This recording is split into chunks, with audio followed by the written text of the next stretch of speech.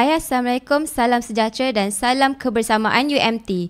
Kembali lagi bersama saya, Sofia, dalam siri 7 hari menuju pilihan raya kampus.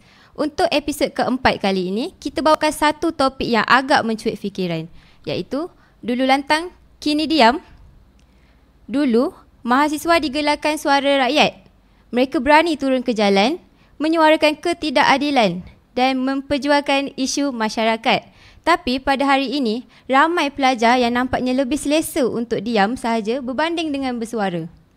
Jadi persoalannya, apa yang dah berubah?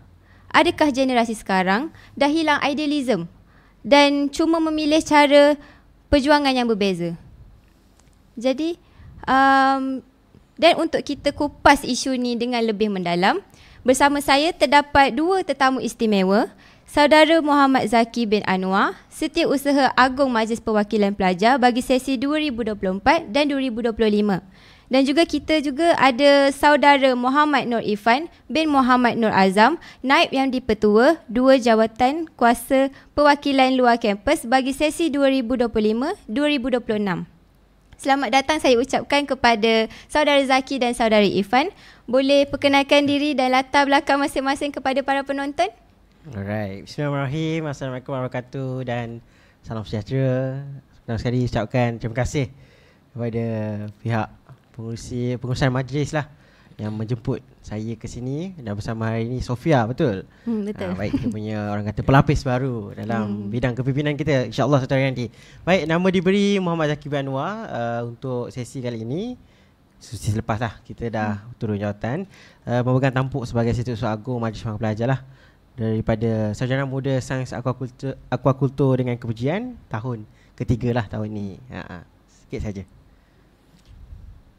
Okey, bismillahirrahmanirrahim. Assalamualaikum warahmatullahi wabarakatuh dan salam sejahtera. Nama Muhammad Naifan bin Azam, tapi kat UMT ni panggil Dipan. Disebablah Dipan. Dipan. D-I-P-A-N. Oh, Dipan. Dan dalam jurusan Sarjana Muda Sains Aquakultur juga. Ni senior saya sendiri. Oh. Senior.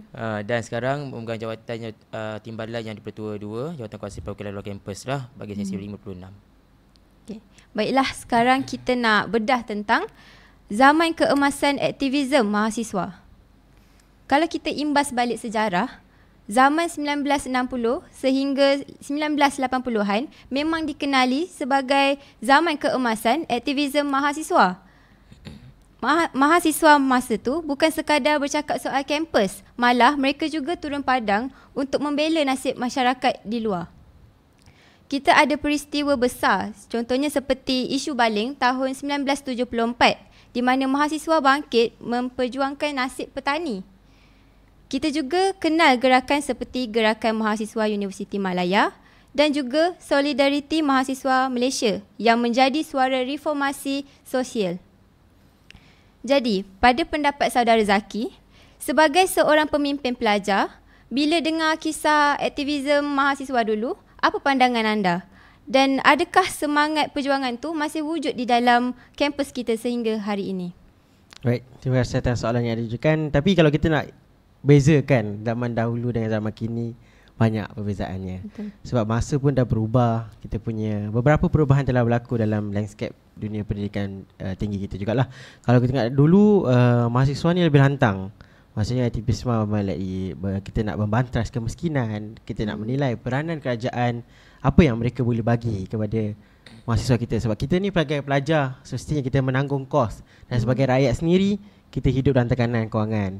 Jadi untuk dulu, untuk kita bezakan dengan sekarang, mungkin berbeza sedikit landscape orang kata aktivismenya. Dulu kita akan lantang terus, ada demonstrasi di jalanan dengan cara yang baik, dan kita menuntut beberapa perkara. Namun pada hari ini kita lihat di dalam Altan University dan College University sendiri pun telah ada beberapa pindaan sejak daripada tahun ke tahun sehingga tahun hari ini.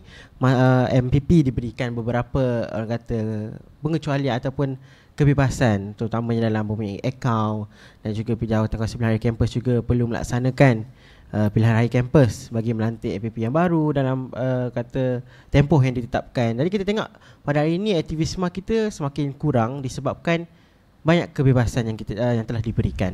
Namun kita tak boleh nak sentiasa baring ataupun selesa dengan keadaan hari ini. Sebab kita tengok semakin hari semakin kita nilai pelajar kita pada hari ini kurang sikap kepimpinan. Sebab apa? Masing-masing kurang satu nilai, iaitu nilai kepedulian. Sebab kita kadang-kadang benda ni berlaku sebabnya peristiwa ataupun kejadian yang mendesak kita untuk bersuara tu tak kena kat kita. Mungkin ada orang yang miskin, tapi kita mungkin dalam keluarga yang kaya dan kita tak merasa pembebanan tu. Jadi mereka ini mungkin nak menyuarakan, tapi disebabkan ada kekangan dan had, menyebabkan suara mereka tidak dengar. Dan yang kaya ni mungkin kadang-kadang dah selesa. Apa je nak perlu lagi untuk kita pertahankan, suarakan dekat luar sana. Jadi itulah apa yang saya tengok pada kali ini. Aktivisme semakin hari semakin kurang, orang kata, nampak taringnya. Dulu memang kita menuntut sekeras-kerasnya kerajaan, apa yang kerajaan boleh bagi. Namun apabila sekarang kerajaan telah bagi, kita tengok semakin kurang apa yang kita boleh menuntut lagi. Bukan menuntut untuk mendapatkan lebih, tapi mendapatkan yang lebih baik. Itulah apa yang saya boleh kongsikan sedikit. Terima kasih atas pendapat saudara Zaki. Menarik tu. Tapi apa yang saya faham daripada apa yang saudara Zaki ulaskan tadi, kalau dibandingkan dengan dulu, sekarang pelajar kini lebih terikat dengan sistem dan peraturan universiti, iaitu AUKU. Jadi pelajar lebih perlu berhati-hatilah dan mengikut undang-undang lah bila ingin bersuara. Okay.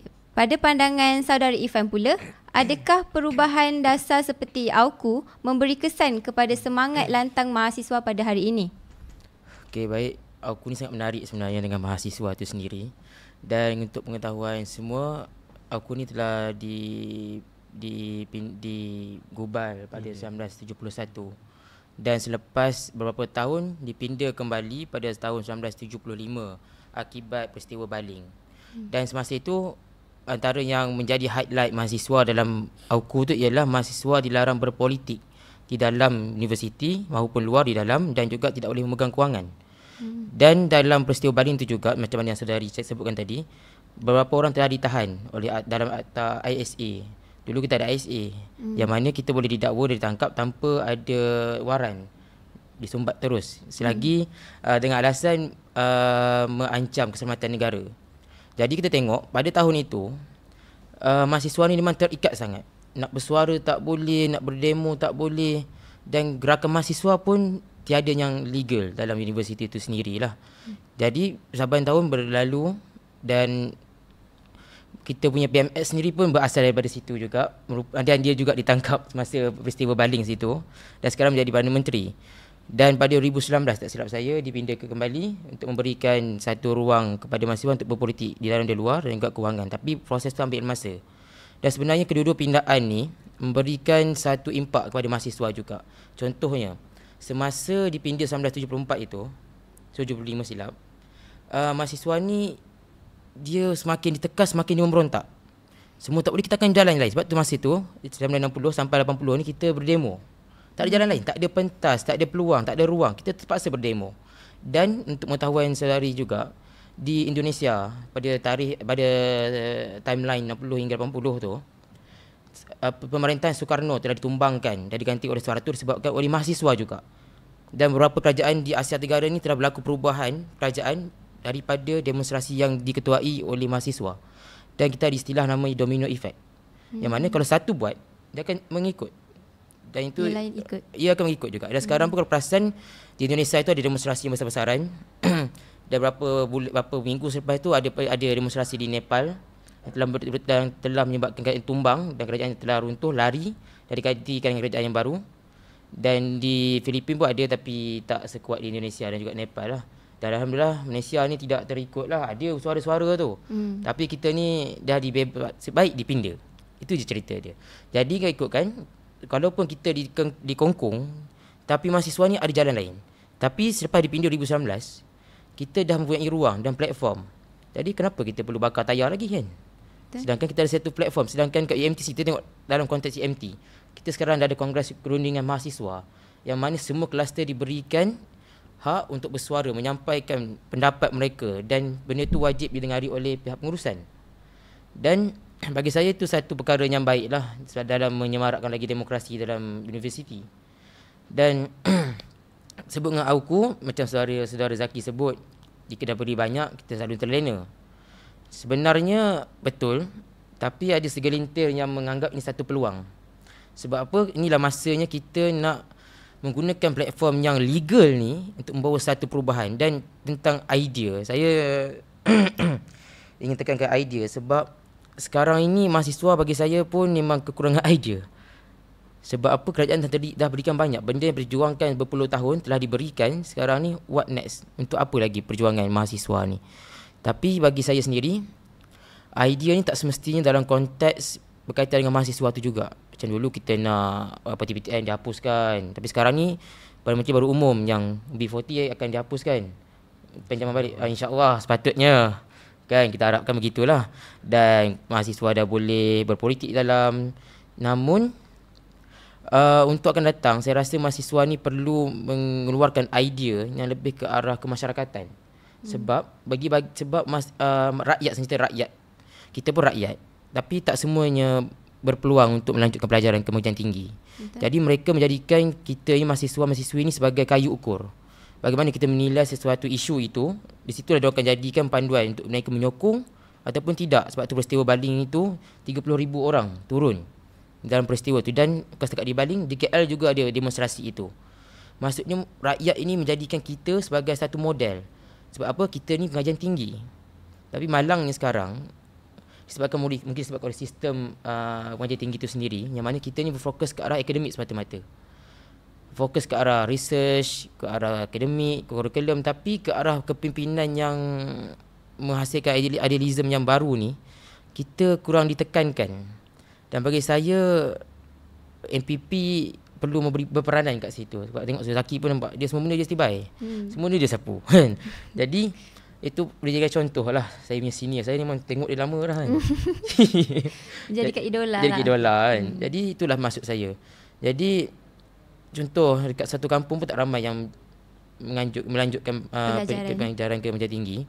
Dan kalau tengok, alhamdulillah tahun ni peratusannya agak tinggi pada tahun lepas sebenarnya. Tapi disebabkan oleh keadaan yang selesa, yang terlalu senang, dan juga social media. Yang jahat sebenarnya social media ni. Sebab dalam tu lah cepat sangat tersebar semua benda. Semua orang bebas bersuara. Bebas bersuara, tapi platformnya tak betul. Sebab you letak dalam komen, betul? Siapa je nak tengok kan? Betul. Sedangkan idea tu, you masuk ke bidang kepimpinan, cari jawatan yang sesuaian, suarakan pendapat tu yang bersungguh-sungguh, cari kawan-kawan satu tim untuk bawa bersama usul tu, tiada masalah. Maksudnya idea sudah ada, tapi platform dia yang itu disampaikan tu betul, tidak sesuai. Dan dalam MPP pun dia ada MPPK, ada kebangsaan. Betul. Dan situ jugalah apabila semua IPTA menghantar wakil mereka dalam persidangan itu dan bersidang supaya idea itu ditambah baik dan dihantar kepada kementerian yang sesuaian lah kan. Di platform dan idea tu. Dan memang sebenarnya banyak dari segi bahagian politik juga, politik kampus menganggap new intake, saya cerita new intake ni, mereka menganggap yang semua isu-isu awam, saya cerita general knowledge, pengetahuan awam ni tak penting. Sebab saya kat sini dah 3 tahun ni, dah 4 tahun kat sini kan, dia diploma lagi. Kami tengok perubahan tu daripada satu batch ke satu batch, makin lama makin mengendahkan. Itu merupakan warning yang besar tu buat UMT tu sendiri. Sebab kita tak nak pakar-pakar daripada bidang tertentu ini tidak masuk ke bidang kepimpinan persekutuan. Kita nak, kita dah belajar kat akademik ni, kita ada ilmu, dan kita ingin mahir dalam politik supaya kita boleh memerintah satu hari nanti. Kita nak selari. Kita tak nak orang politik ni tidak tahu apa-apa pun tentang bidang akademik, macam teknokrat lah kan. Itu saya banyak pula saya cakap kan. Tapi begitulah. Jadi di sini kita boleh lihat, meskipun ruang dan bentuk perjuangan tu berbeza, tapi semangat mahasiswa untuk menyuarakan isu masih ada. Cumanya cara kini lebih berhati-hati dan terarah. Jadi kalau kita lihat sekarang, ramai mahasiswa lebih fokus kepada akademik, kerjaya dan media sosial. Aktivism tak hilang sepenuhnya, tapi mungkin dah berubah bentuk. Lebih banyak berlaku di luar, maksud saya, lebih banyak berlaku di ruang digital berbanding dengan di jalanan.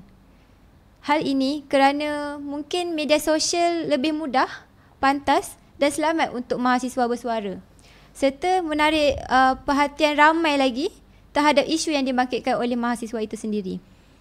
Jadi pada pandangan saudara berdua, adakah anda rasa mahasiswa hari ini benar-benar diam ataupun sebenarnya mereka lantang tapi dalam bentuk yang berbeza? Contohnya melalui social media ataupun projek komuniti. Boleh jelaskan? Alright, berkenaan dengan isu lantang atau tidak mahasiswa pada hari ini, ia boleh dinilai dengan banyak cara. Sebab kalau kita tengok dia platform mahasiswa ni banyak dan cara menyampaikan pun berbeza. Kita tengok pada hari ini mahasiswa kita lebih memilih kepada cara yang lebih pasif, which is bukan menggunakan suara melontarkan pandangan, tapi lebih menggunakan keypad di telefon masing-masing. Jadi untuk keyboard warrior ni dia agak susah sebenarnya kalau kita nak ukur kelantangan ni. Kadang-kadang kita tak boleh menilai sesuatu perkataan itu tinggi nadanya, turun nadanya, kemana ketegasan, apa yang nak diminta. Kadang-kadang ayat yang disampaikan dalam penulisan tak sama dengan apa yang dicakapkan.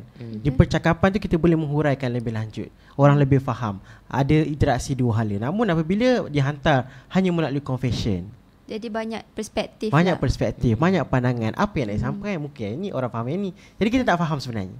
Dan sebenarnya platform seperti confession ni bukan yang rasmi dan diiktiraf untuk kita mengambil, okay, student ada masalah ni, so kita kena ambil apa. Tapi sebenarnya kita tak nilai tu, sebab kita nilai yang confession ni sebenarnya hanya untuk memeriahkan suasana sahaja. Tak pasti betul atau tak berlaku. Sebab itu kita perlukan mahasiswa yang menggunakan suara, berinteraksi dengan pemimpin. Kelantangan tu sebenarnya perlu diukur dengan keberanian sekali. Kalau lantang hanya menyuarakan di tempat yang salah, seperti anjing menyalak bukit sahaja, tak ada siapa yang akan dengar, tak ada siapa yang akan kisah. Jadi sebab itulah apa yang di UMT sendiri kita tengok, kelantangan pelajar kita berbanding dengan universiti-universiti di Lembah Kelang seperti UKM, UM, kita tak selantang tu. Mereka siap ada report polis kalau tak setuju. Kita masih lagi di takut yang lama, setuju je lah, masih santai. Apa nanti masih sekarang boleh dibawa bincang, banyak pula cerita nak ni. Habis sebenarnya kalau kita tak didik daripada sekarang, kita risau generasi ni pada hari nanti tak akan bersuara langsung. Mungkin UMT ni hanya akan mengikut pengurusan saja. Betul. Dah tak ada dah kepimpinan mahasiswa, tak ada dah wakil-wakil mahasiswa yang untuk membawakan suara, betul, untuk menyuarakan pandangan, pendapat, untuk menilai sendiri apa yang pengurusan laksanakan betul atau tidak. Sebab sema dan imbang di universiti ini penting. Sebab di dalam ekosistem universiti itu banyak, ada stafnya, ada pelajarnya, ada di bahagian pentadbiran tertingginya. Jadi kalau kita tak ada orang kata kelantangan dalam menyuarakan pandangan, dan kita tidak pernah menghiraukan, ada sikap tidak peduli terlampau banyak kepada semua mahasiswa, kita dapat lihat mungkin satu hari nanti UMT ni hanya ditakbir oleh pengurusan saja. Kita risau benda tu sebab sebenarnya kuasa untuk diberikan kepada mahasiswa tu besar. Kalau mahasiswa sini tidak menggunakan dengan sebaiknya, mungkin hilanglah selepas ini. Mungkin ada pemimpin yang diharapkan, tetapi kalau pemimpin tersebut juga tidak, orang kata, berkredibiliti, kompetisinya dalam menyuarakan pun hanya takut-takut, malu-malu, kita risau benda tu tak sampai, tak ada perubahan pun. Sebab kita jangkakan perubahan yang kita lakukan hari ini untuk anak-anak, adik-adik kita untuk masa hadapan, bukan untuk kita pada hari ini. Mungkin kita tak nampak perubahan tu pada hari ini, tapi kita akan dapat lihat slow-slow kita akan berubah pada akan datang. Contohnya parking berpusat. Macam mana kita nak pastikan ada bumbung, tak ada bumbung? Mahasiswa tak bersuara kan? Penting apa? Hujan, jalan kaki jalan, basah kasut basah lah. Kita tak pernah suarakan pun.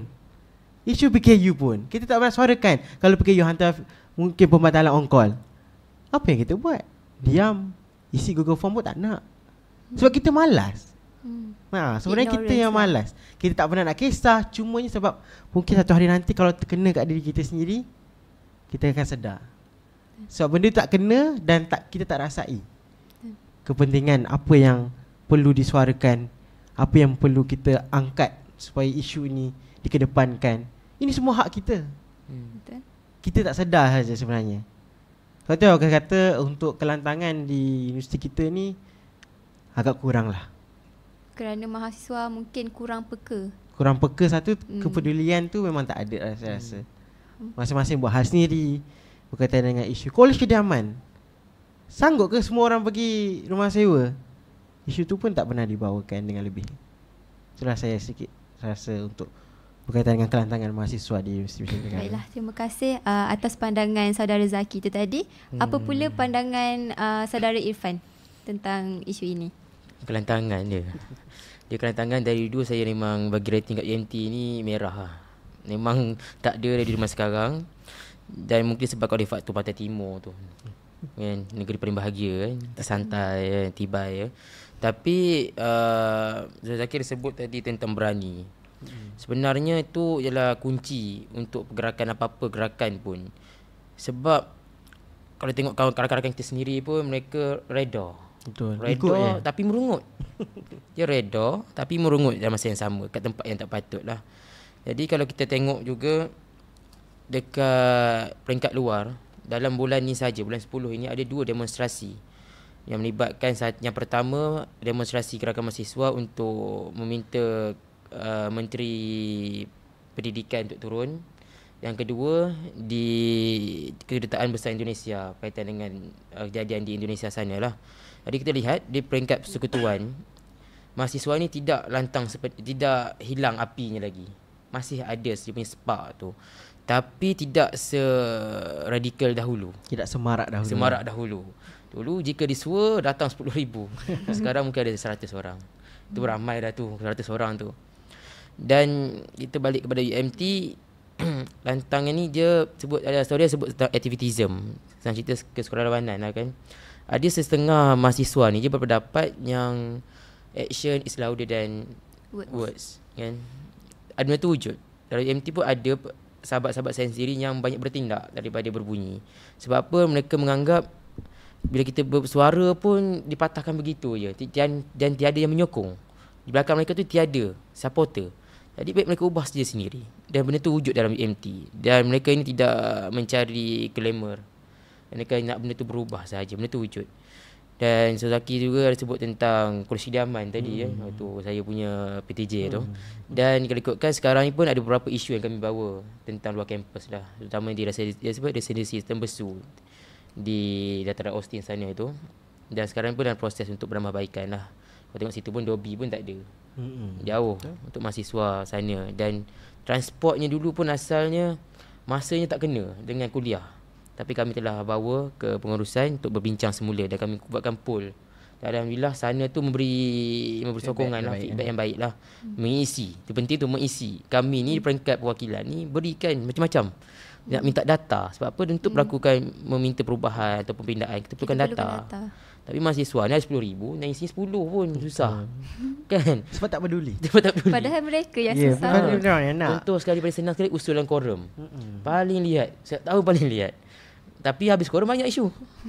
Dekat atas meja makan lah. Dekat dalam tu tak ada. Bila sudah disuap. Sebab keadaan pun kita tengok dalam peringkat persekutuan pun sama je sebenarnya. Di meja warung kopi meriah. Tapi bila di hadapan dengan menteri, berbaik-baik supaya dapat RM100. Itu perkara yang biasa. Tapi itulah yang kita nak bawa selepas ini, selepas kita semua insya-Allah kita graduasi, kita nak buat satu perubahan. Politik matang tu. Politik matang ni tak semestinya kena berpolitik. Maksudnya sudut pandang kita tu berbeza. Kita menganggap yang setiap ahli parlimen ataupun adun ni merupakan wakil kita, bukannya kita ni bawah dia. Dia tu diundi oleh kita, dilantik oleh kita, dibayar gaji oleh kita. Mereka tu bekerja untuk kita, betul? Jadi kenapa kita kena pijak dengan dia kan? Sepatutnya kita kena menjadi gitu, kita kena berani. Dan kena lantang supaya birokrasi tu tak mengarut-ngarut. Dan sama dalam konteks UMT ni. Kalau ikutkan apa saja yang ada dalam ni merupakan duit mak bapak kita, duit rakyat, duit cukai, setiap fasiliti, setiap gaji yang diberikan. Jadi tuntutlah hak kita sebagai mahasiswa tu. Jangan biar mereka cabuli lah hak kita. Yang paling seperti mana PKU dulu kan, kita dah letak banner dah kan. Banner dah ada lah, pun macam ni je lagi kan. Tetap dengan ketegak dia lagi kan. Tapi tak tahulah macam mana, takkan nak bakar tayar Zaki kan. Sebab mahasiswa kita pun tak kisah. Kan. Tak ada kita risau. Lama-lama tak kisah tu. Jadi bagi saya di peringkat persekutuan belum lagi dalam keadaan yang zon merah lah dari segi kelantangan ni. Sebab apa? Ada satu parti ni di peringkat persekutuan yang mengamalkan aktivitism antara dia punya piagam, iaitu muda. Mereka ini memang mengamalkan sukarelawanan dan mereka bergerak pun menggunakan cara ini. Dan untuk diorang punya laptop di kawasan diorang pun menggunakan duit daripada TikTok. Sebab YB tu sendiri yang buat TikTok kutip hasil kerja part time dengan kolaborasi mana-mana syarikat supaya diorang boleh beli laptop untuk kawasan dia. Jadi itu inisiatif yang mana bagi saya itu satu perkara yang baik dalam evolusi politik di Malaysia ini. Sebab luar negara pun begitu sebenarnya. Satu usaha yang bagus. Satu usaha. Tak habis kerajaan tak ada duit. Betul. Perbankan tak ada duit. Kita tak dapat lah, apalah. Agak inisiatif tu ada.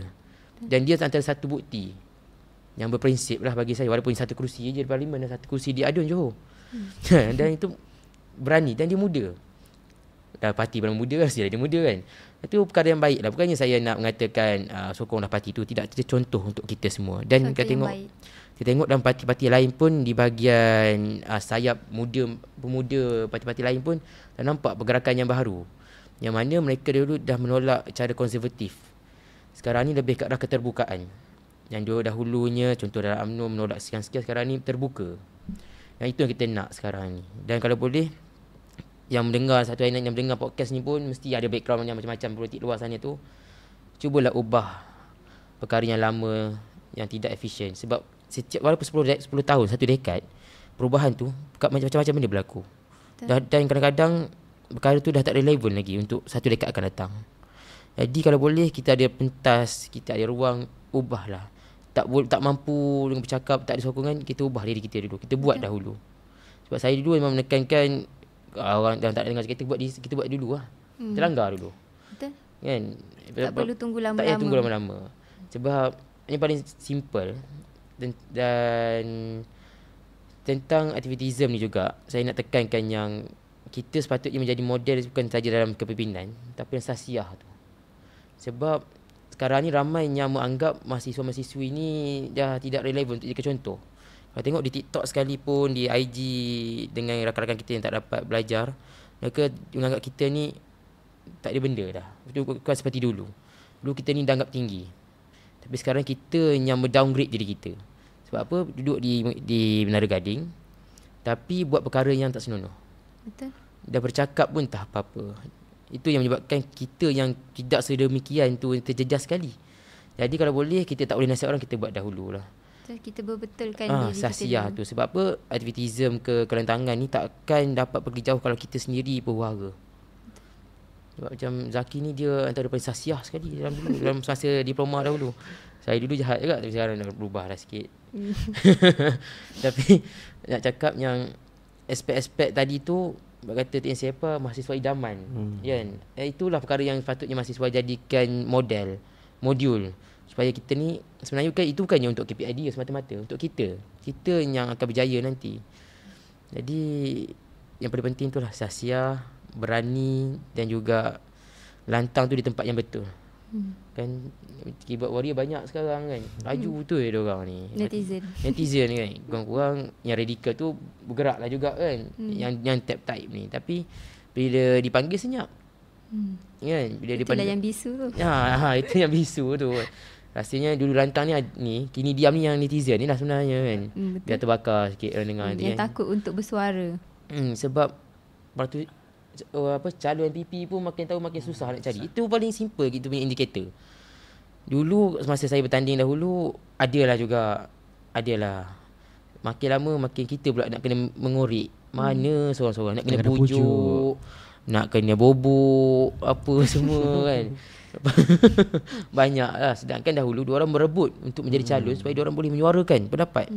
Sekarang kita pula kena pujuk. Mahasiswa makin lama makin selesa. Makin selesa. Dan makin penakut. Biar dia panas bagi bertanding banyak sikit kan. Makin penakut dia Zaki kan. Pentas ada bukan tak ada kan. Tak ada sponsor sekarang, gerakan mahasiswa ada kan. Gema ada, Masis ada. Peluang ada. Medium dah ada, team dah ada. Sambut tapi bila disua pula jual mahal pula tu geram tu kan. Jadi, kita pula netizen di sini. Jadi paling senang indikator dia tu lah. Hari ni berapa 3 calon Empat dah. Baru 4. Itu fakulti kita Isma. Belum. FSMA ya. FSMA dah umum. Baru 2 yang lain di mana? Agaknya lepas tengok dia ni okey kot kan. Kira malam ni. Ada yang saya dengar strateginya hujung-hujung belum. nanti baru dia baru dia nak dicalonkan ujung diri. lah. Yes. Surprise Itu Itu strateginya. Surprise. Ya, harap berjadilah. Jangan tak ada pula. Aku tak sempat isi borang. Tiba-tiba borang dah habis. Okey, jadi yang kita dapat ringkaskan pada kali ni, mahasiswa perlu lebih cakna lah dengan tentang demokrasi di kampus supaya dapat memilih pemimpin yang lebih berkredibilitas. Maafkan saya. Agar dapat memilih pemimpin yang berkredibiliti yang bakal membawa suara mahasiswa ke hadapan. Pada pendapat saudara Zaki, adakah faktor keselesaan dan kemudahan zaman sekarang menyebabkan mahasiswa kurang rasa keperluan untuk bersuara lantang seperti dahulu? Kalau kita tengok seperti yang saya kata tadi lah, dulu semuanya kita minta tapi hari ni kita dah dapat. Jadi dapat kita dah dapat hari ni tapi kita tak manfaatkan pun sepenuhnya. Ada yang kita laksanakan, ada yang kita gunakan dengan media yang terbaik, tapi lebih banyak lagi yang sebenarnya kita boleh explore.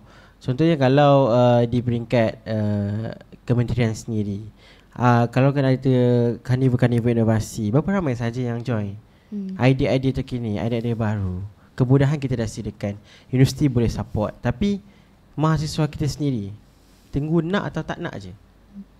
Sekarang ni kalau kita tengok dalam kepimpinan sendiri, kita di UMT sendiri kalau kita tengok untuk menjadi MPP agak mudah, agak selesa. Lepas tu kita ada pejabat sendiri, asrama pun dapat percuma. Tunggu laksanakan kerja saja. Nak ke kelas, pergi kelas. Tak ada siapa yang larang. Cuma nak buat kerja tu jadi susah. Sebab apa? Sebab kita rasakan masa kita tu kita nak have fun. Kita terlampau selesa dengan apa yang dah ada sekarang. Tak perlu perubahan. Cuma nanti cuba kita bayangkan satu demi satu diambil balik apa yang telah diperjuangkan. Sebab apa? Sebab kita tak gunakan, kita tak manfaatkan sebaiknya. Sebab itulah di UMT ni kita tengok mahasiswa kita sebenarnya perlu lagi di brainwash lagi. Perlu, nak kata tak ada program pembangunan, bakat ada. Kita ada bakat siswa 1, bakat 2, dan yang terakhir daripada kedua-dua bakat peserta terbaik akan ke KEMSIS. Maksudnya platform dan platform program tu ada lah. Cumanya kemenjadian selepas itu mahasiswa ni hasilnya dia terhenti di situ je. Sebab kadang-kadang dia sendiri dipaksa ke program tersebut, tapi akhirnya dia takkan buat lah sebab dia tak minat. Tapi sebenarnya minat tu boleh dipupuk, cuma kehendak kita nak ke tak nak je. Betul. Jadi sebabkan hari ni semua telah tersedia, terselesa. Sebab kalau kita tengok pun memanglah parents kita hantar kita ke universiti untuk belajar, tapi soft skill tu untuk alam pekerjaan, untuk digunakan pada masa hadapan tu penting, berharga sebenarnya. Skill komunikasi kita berbeza kalau dengan pelajar biasa dengan pemimpin ni. Pemimpin lebih skill komunikasi lebih wide. Dia boleh tahu macam mana nak bercakap dengan pengurusan, macam mana nak bercakap dengan student, dan macam mana kita nak berinteraksi dengan staff-staff yang mungkin keras kepala. Mungkin diorang tak jumpa lagi, kena marah pun tak kena lagi. Jadi tak pernah rasa kesusahan ataupun experience dalam kehidupan diorang tu tak ada. Sebenarnya waktu universiti lah platform terbaik untuk kita, sebagai taman kita, untuk kita asah bakat apa yang sebenarnya kita ada. Bukan yang nanti bila dah besar, dah kerja, oh aku tak minat lah yang ni. Sebab kita yang pilih jalan tu. Betul. Jadi disebabkan kemudahan yang dah sedia ada, kita kadang-kadang jadi lalai, leka. Soalan saya pun tak pastilah kenapa student kita dia kurang sikit awareness ni. Sebab mungkin UMT kecil je kot. UMT je. Sebab UMT kecil je kot rasa. And then kita punya kemudahan pun minta dapat. Semua dapat. Tapi sebenarnya banyak lagi benda kita boleh dapat dan boleh kita kejar untuk keselesaan kita sendiri sebenarnya. Mungkin asrama lepas ni ada tiles semua. Toilet pun sekarang kita dah besar, mungkin lebih besar lagi lepas ni kita boleh minta. Mungkin court, kalau kita tengok court kat luar, court dekat depan Bizum tu. Macam tu je kot kita. Terbiar je. Pelajar kita pun main je lah. Main je lah, guna je lah apa yang Sebab ada. tu dah bakat yang ada tu tak akan digilap sepenuhnya. Sebab mereka ni sendiri tak nak ke fasiliti baru, tak nak cuba minta. Sebab masing-masing gelap. Dan persatuan kita pun kadang-kadang kita lihat mereka ni pun sendu. Hanya jalankan program template, ganti ni, dah siap. Sebab itulah peranan dari setiap aspek lah. Kita tengok kepimpinan ni ada banyak peringkat. Yang paling tinggi MPP. Kalau kita tengok paling bawah sekali, diri kita sendiri. Betul. Yang kedua, kelab. Seterusnya datang kuasa lain. Jadi kalau daripada bawah pun kita sendiri tak boleh nak start dengan kepimpinan kita, dan kita pada akhir nanti mungkin pemimpin yang atas kita pilih pun sebenarnya hampir sama je. Dia ada orang kata template-nya sendiri, buat hanya untuk cukup syarat, tapi kita tak pernah mendesak lebih perkara yang lain. Jadi apa yang saya dapat ringkaskan, mungkin mahasiswa ni dia dah terlebih selesa dengan apa yang ada. Jadi contohnya macam yang kod depan PISM tu, walaupun kod tu nampak terbiar macam tu, diorang gunakan je apa yang ada. Main Maksudnya diorang tak ada inisiatif lah. tak ada inisiatif ataupun tak ada keinginan untuk meminta something yang lebih selesa. Lebih selesa. Okay. Sebab bakat kita banyak sebenarnya. Bakat kita banyak. Cumanya platform. Okay. Kita tahu aktivism bukan semata-mata tentang politik, tapi juga tentang kebajikan, keadilan sosial dan juga kesedaran sivik. Pada pendapat saya, mahasiswa yang aktif ialah mahasiswa yang peduli, sama ada melalui program komuniti, kesukarelawanan ataupun inisiatif kebajikan. Jadi bagaimana pula peranan MPP dan JPLK dalam memastikan semangat aktivism ini untuk terus hidup? Walaupun pendekatannya mungkin sekarang lebih berstrategi dan berdiplomatik. Kalau mungkin Ifan dulu kot. Boleh. Mungkin Kita saudara dekat Ifan boleh mulakan dulu. Okay, di bahagian JPLK sendiri, kami ni merangkumi luar kampus. Dan untuk pengetahuan semua, kami menjaga 6,000 orang mahasiswa di luar kampus lah. Dan besar perimeter tu sebenarnya, sampai ke sebarang city pun ada mahasiswa duduk sana jauh. Dan inisiatif ke arah komuniti itu sendiri sudah ada dalam perancangan kami, iaitu kami telah melibat uruskan peniaga-peniaga dan juga pengusaha bengkel di kawasan komuniti mahasiswa ini untuk berkolaborasi dengan kami, yang mana kami akan berikan inisiatif. Sekiranya mahasiswa tu berdaftar di bawah JPLK, kami akan berikan satu kad dan akan dapat diskaun dengan sesetengah peniaga. Dan ini akan menyemarakkan lagi ekonomi komuniti setempat itulah. Kan, sebab apa? Kami sebenarnya target utama kami dalam kepimpinan yang baru ini ialah untuk memastikan komuniti setempat ini menerima kedatangan mahasiswa itu. Sebab kita tak nak kita masuk kawasan orang, kita buat masalah kan. Kita perlulah ikut cara yang baik kan. Sebab mahasiswa kita ni pun banyak juga masalah mereka di luar sebenarnya, gejala sosial terutamanya. Jadi di situlah kami ingin memberikan perspektif yang baik lah kepada komuniti setempat, yang tidak semua mahasiswa begitu kan. Banyak kes-kes dia kan. Faham. Dan antara perancangan kami juga, mungkin insyaAllah tahun depan kami akan mengadakan satu program ke orang asli, ke kawasan orang asli lah, untuk memberikan satu perkara yang impak tinggi kat kawasan tu. Masih dalam perancangan lagi, papernya tengah dalam proses. Sebab kita tak nak kita ini hanya tertumpul kat kita punya mahasiswa sahaja. Sebab kita, mahasiswa ni dan komuniti ni sebenarnya dia ada mutualism dia. Kita beri something, mereka akan beri something.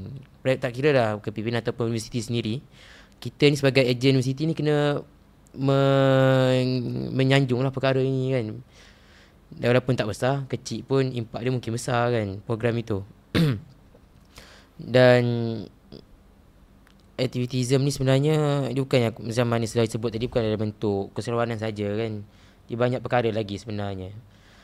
Dari segi keseruanan pun kami akan cuba untuk buat satu pasar di residensi Tembesu dalam perancangan lagi, supaya mahasiswa dapat berpeluang berniaga dan mungkin orang luar juga berniaga kat situ. Maka wujudlah satu ekosistem ekonomi kat situ. Ekosistem ekonomi kat situ, yang mana boleh merancakkan lagi lah. Sebab kita tengok situ dia sunyi, sepi. Kan ada kambing malam-malam jalan kat situ. Kena datang kan, persia kan, kena datang.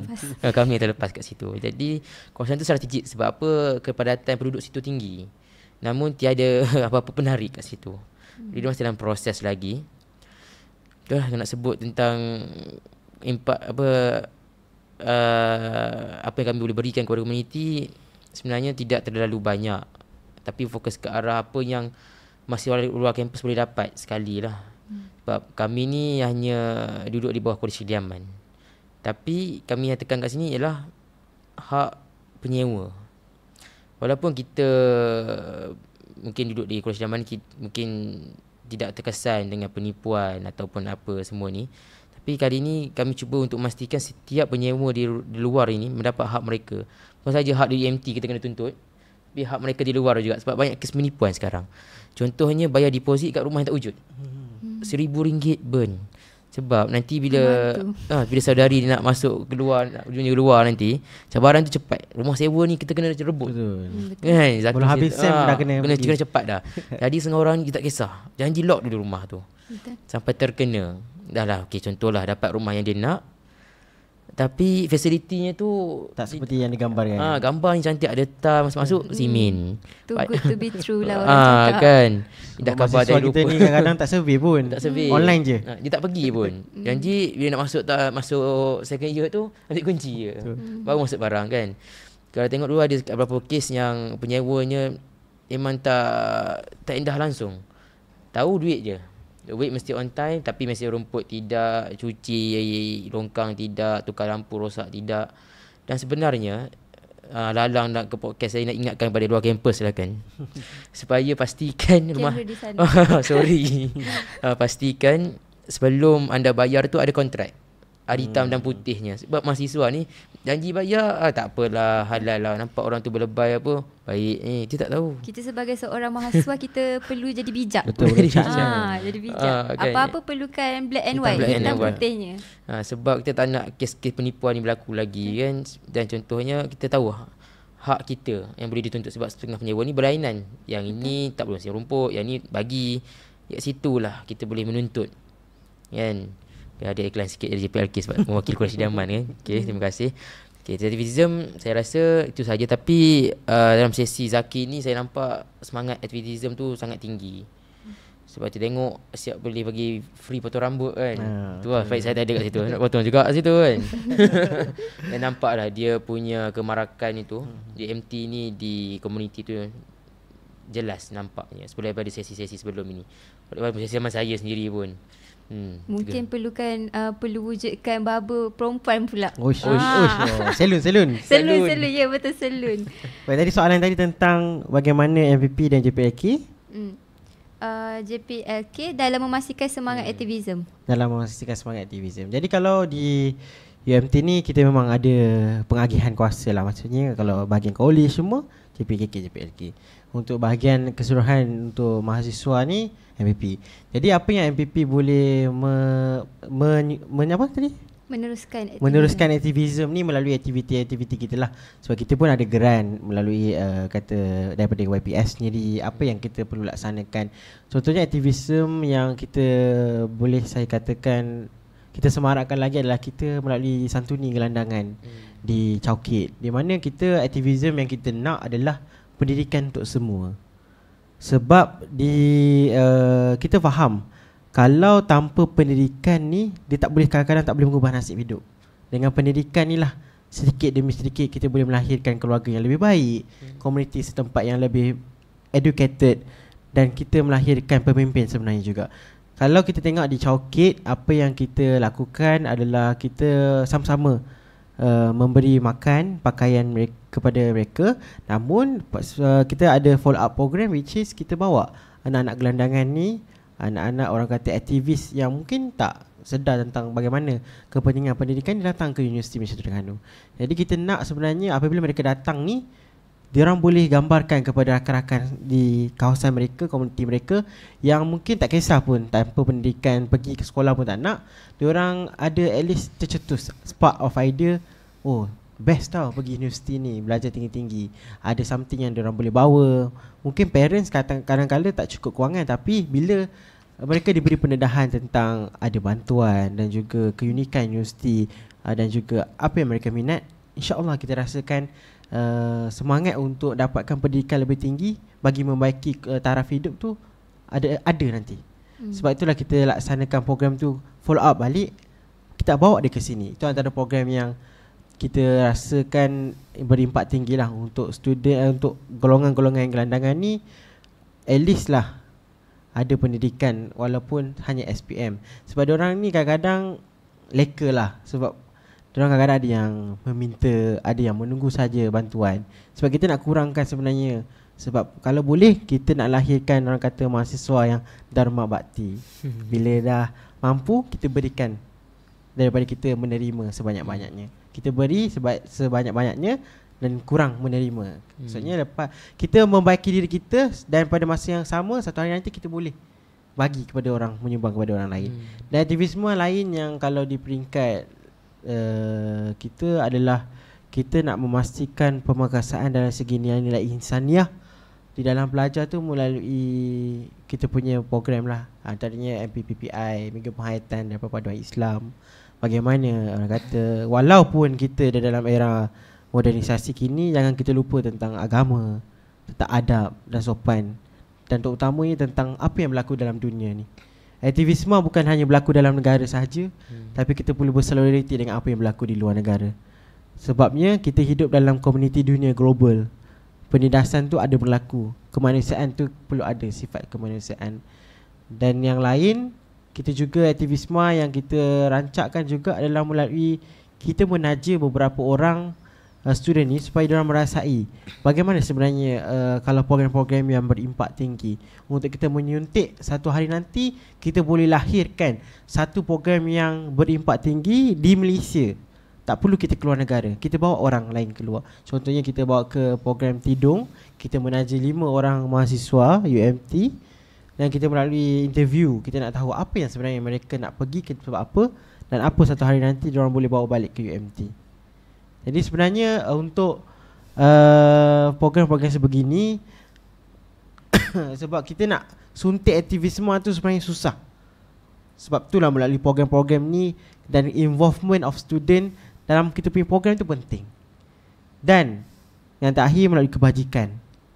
Seperti yang kita tahu, APP juga ada pernah mengeluarkan orang kata jom kita demonstrasi untuk, bukan demonstrasi, kita sama-sama solidariti bagi untuk kita menangani isu di PKU. Kita ada minta tantangan untuk sama-sama kita menyokong bahawa kita perlu kekalkan hak kita untuk mendapatkan sistem on-call untuk kekal. Sebabnya ini penting. Ini adalah keperluan kita, dan apabila kesesuaian yang berlaku, kita dapat membantu orang yang dalam susah tersebut. Bukan kita hanya fikir, oh kita tak apa, kita tak pernah sakit. Tapi cuba kita terfikir orang yang mungkin pada masa itu memerlukan.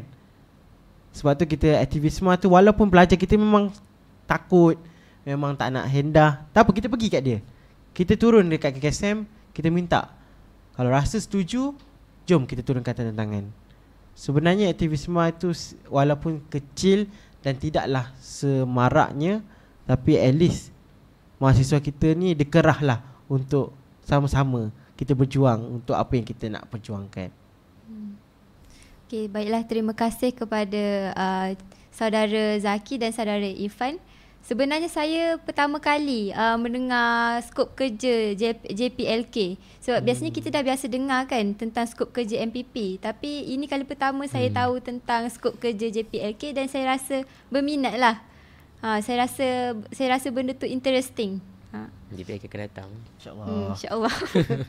Okay, disebabkan kita punya masa pun dah mencemburui kita. Jadi mungkin ada pesanan ringkas yang terakhir untuk untuk disampaikan kepada mahasiswa UMT di luar sana.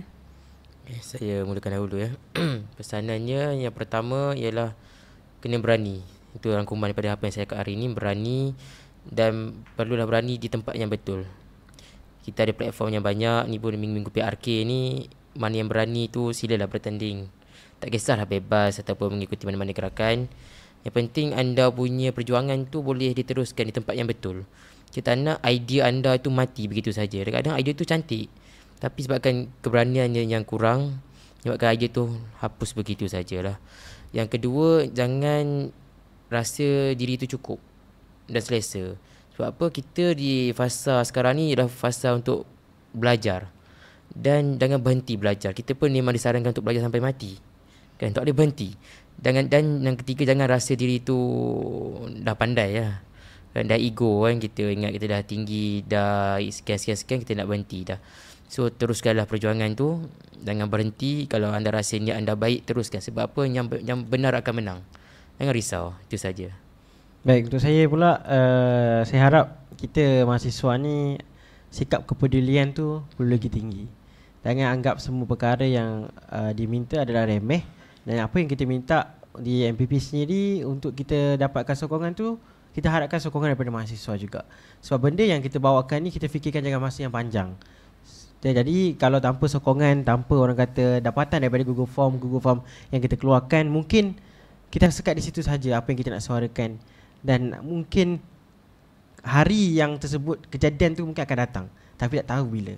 Jadi saya harapkan untuk mana yang rasa nak bertanding, jangan lupa sedalahkan bakat anda. Boleh sahaja bertanding. Kita ada banyak platform antara gerakan seperti Ipan kata tadi, gerakan ataupun bebas.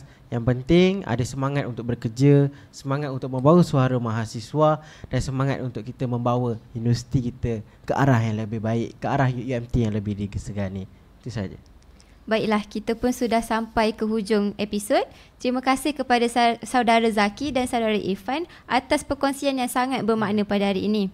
Dan tidak lupa juga kepada para penonton yang di luar sana yang sudi mendengar daripada awal episod sehingga akhir. Semoga episod kali ini membuka mata kita semua bahawa walaupun cara perjuangan berubah, semangat mahasiswa sebagai suara rakyat tak pernah padam. Saya Zafia Elisha, hos anda untuk siri 7 hari menuju pilihan raya kampus. Teruskan mendengar episod seterusnya dan jangan lupa kebersamaan UMT.